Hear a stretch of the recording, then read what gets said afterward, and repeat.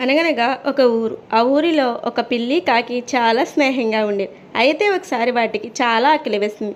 ఎంత వెతికినా ఎక్కడా ఆహారం దొరకలేదు. అప్పుడు కాకికి ఓ ఆలోచన తట్టింది. వెంటనే కాకి, పిల్లి మిత్రమా, నువ్వు నేల మీద ఆహారం వెతుకు, నేను ఆకాశంలో నుంచి వెతుకుతా.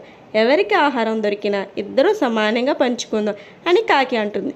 పిల్లి సరే అని వెతకడం మొదలు పెడతారు. కొంచెం ముందుకు వెళ్ళేటప్పటికి పిల్లికి కొద్దిగా ఆహారం కనిపిస్తుంది. వెంటనే ఆ ఆహారాన్ని తినేస్తుంది. ఇదంతా తనకు దొరికిన రొట్టెను పంచుకోవటానికి పిల్లిని వెతుకుతున్న కాకికి కనిపిస్తుంది. వెంటనే పిల్లి ముందుకు వచ్చి వాలుతుంది.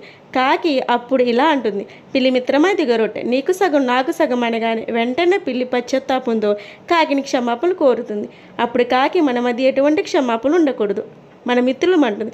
ఇదంతా స్వర్గంలో చూస్తున్న దేవుడు వీరి స్వార్థంలోని స్నేహాన్ని దీవిస్తూ వీరెక్కడికి వెళ్ళినా ఆహారం సమృద్ధిగా దయచేయను గాక అని దీవిస్తాడు.